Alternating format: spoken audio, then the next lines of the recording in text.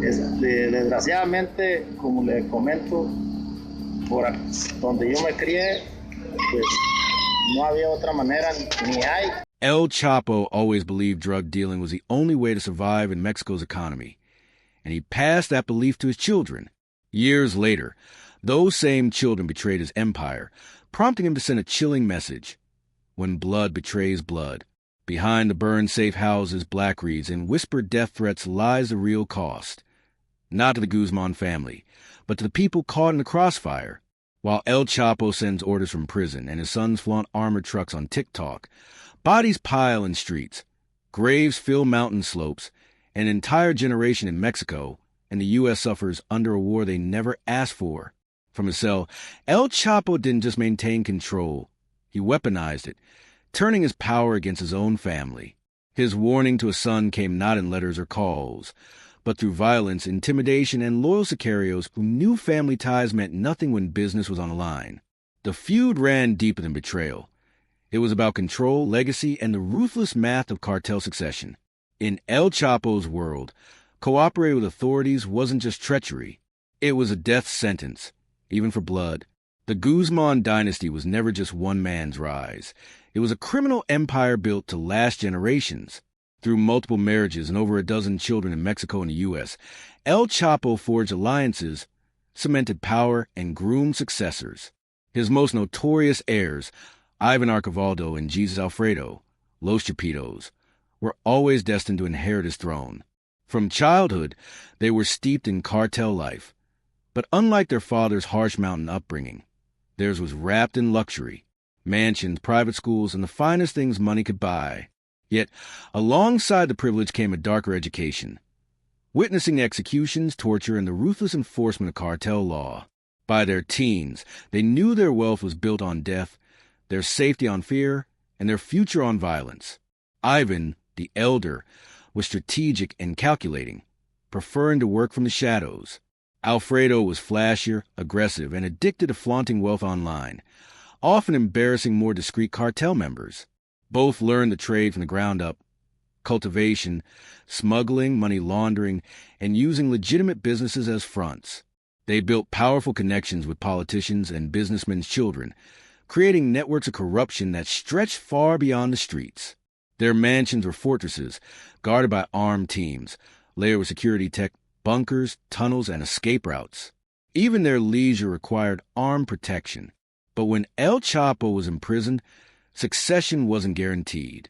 The Sinaloa cartel was now a sprawling empire with multiple factions. Veteran partner Ismael El Mayo Zambada preferred to stay in the shadows. Other heavyweights, like Damaso Lopez Nunez and Juan Jose El Azul Esparagoza Moreno, controlled key smuggling routes and political contacts. The fight for power wasn't just about leadership.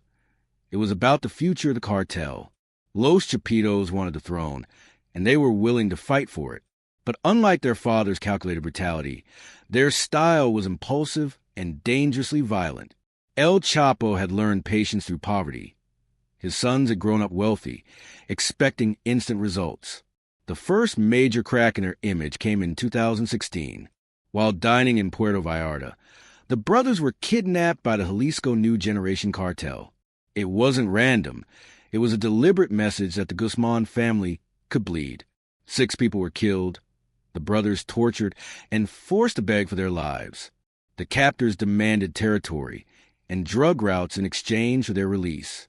They survived, but the kidnapping exposed vulnerabilities in their security, proved rivals could hit them directly, and revealed the limits of El Chapo's reach from prison. Even with his vast network, he couldn't protect his own blood. The negotiation dragged on for days, leaving the entire cartel leadership frozen in place. But the true crisis erupted when a family member began cooperating with authorities. The informant's identity remains one of the most closely guarded secrets in Mexican organized crime, but the damage was instant and severe. This wasn't just sharing intel. It was shattering the sacred code of silence that kept the cartel alive. By 2019, the stakes became painfully clear. Ovidio Guzman Lopez, another of El Chapo's sons, was briefly captured by Mexican forces in Culiacan. What should have been a routine arrest spiraled into one of the most shocking shows of cartel strength in history. Sinaloa forces unleashed chaos, armored trucks, burning blockades, and open gun battles with the military. The city became a war zone, proving the cartel would fight the Mexican state itself to protect the Guzman name. But that show of force came at a price. The assault exposed deep fractures within the organization. Some leaders saw it as a necessary display of dominance, while others feared it invited dangerous levels of government retaliation. The betrayal within the family only deepened those divides, fracturing leadership, opening the door for rivals, and weakening the empire El Chapo had spent decades creating.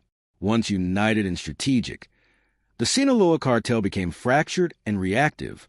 El Chapo's message from prison wasn't only about punishing betrayal. It was about enforcing a system where fear outweighed blood, business trumped family, and even the closest relationships could be weaponized. This dismantling of family loyalty became the blueprint for the post-Chapo era, with devastating consequences for both Mexico and the U.S. When Joaquin El Chapo Guzman was captured and extradited to the U.S. in 2017, many thought it marked the end of his reign. They were wrong. From a maximum security cell in Colorado, he waged a campaign of control that ripped his own family apart. His sons, Los Chapitos, inherited not just his empire, but his paranoia, brutality, and readiness to destroy anyone in their way, even kin. But the story began decades earlier with the rise of a poor farmer son from La Tuna, Sinaloa. Born in 1957, Guzman grew up in crushing poverty under an abusive father. The family's one-room home had dirt floors and no electricity. In the Sierra Madre Mountains, growing opium poppies wasn't unusual.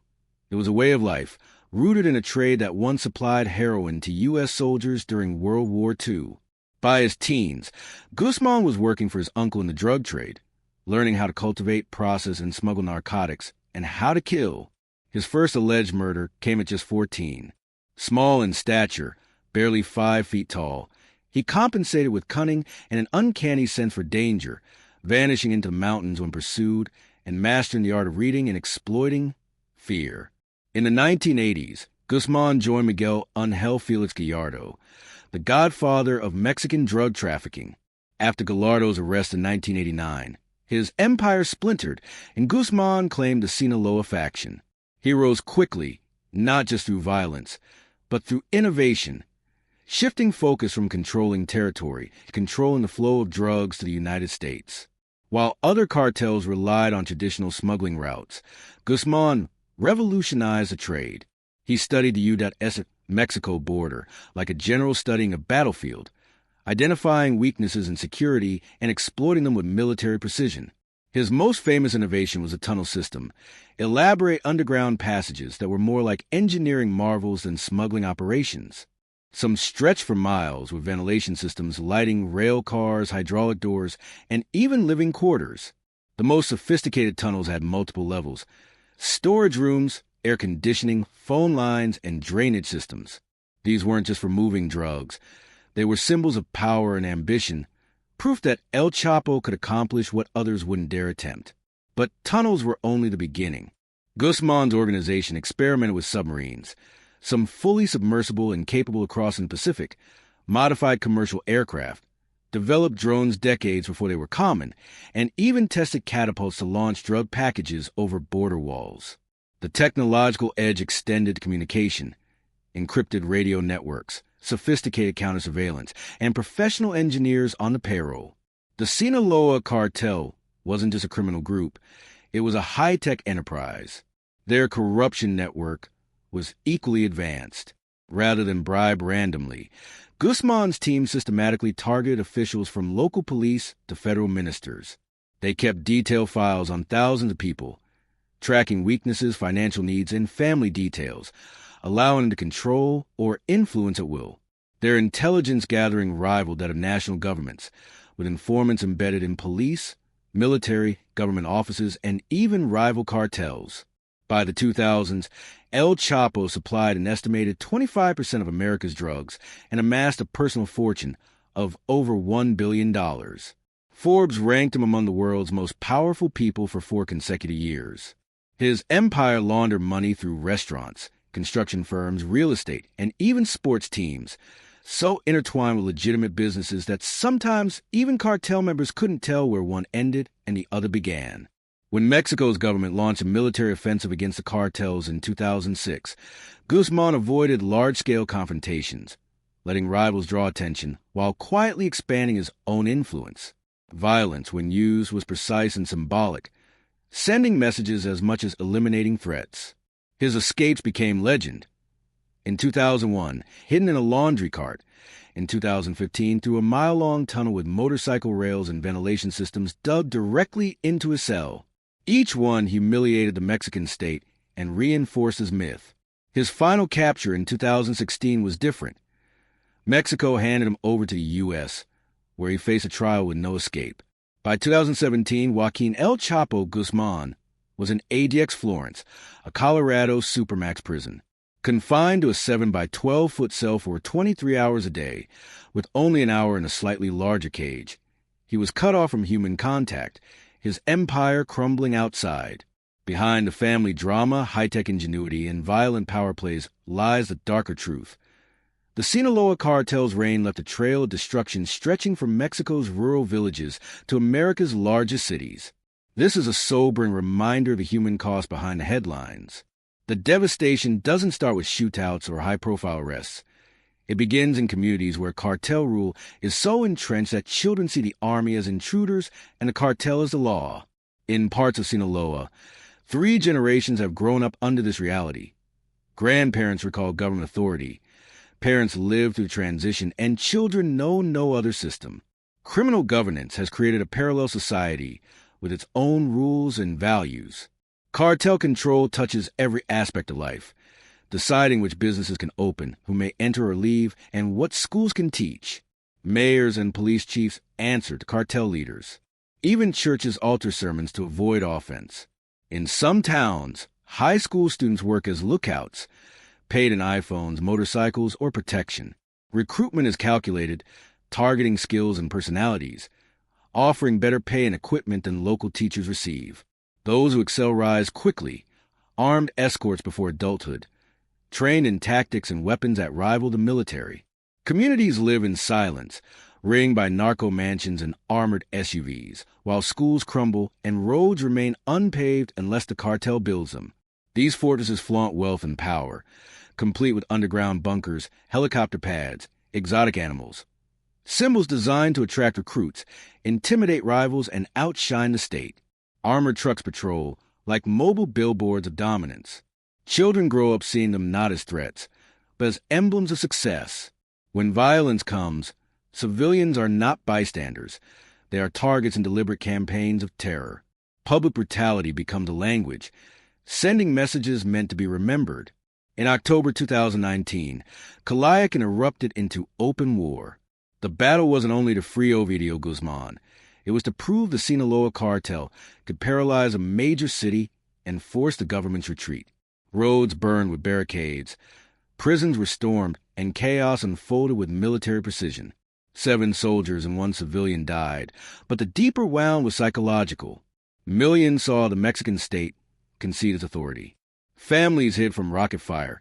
Children learned that power came not from law, but from violence. The message was unmistakable. In these territories, the government doesn't rule, the cartel does. But the destruction doesn't stop at the Mexican border. In fact, the deadliest damage happens in the United States, through a substance that has transformed both the drug trade and the overdose crisis: fentanyl. Fentanyl represents the evolution of the Sinaloa cartel from a trafficking network into something more akin to a weapons manufacturer. It is a synthetic opioid so potent that just 2 milligrams, less than a grain of salt, can kill an adult. It is roughly 50 times stronger than heroin and 100 times more potent than morphine. This extraordinary potency allows dealers to cut it into other drugs in microscopic amounts, dramatically increasing their addictive power and profitability. Today, more than 66% of all U.S. overdose deaths involve fentanyl, according to the CDC. But numbers alone cannot capture the scope of the crisis. Fentanyl isn't only killing those who actively seek it, it's killing people who have no idea they're consuming it. Counterfeit pills, indistinguishable from legitimate medications, are laced with lethal doses. A person who thinks they're taking Xanax for anxiety, Oxycontin for pain, or Adderall for ADHD could be swallowing their last dose of anything.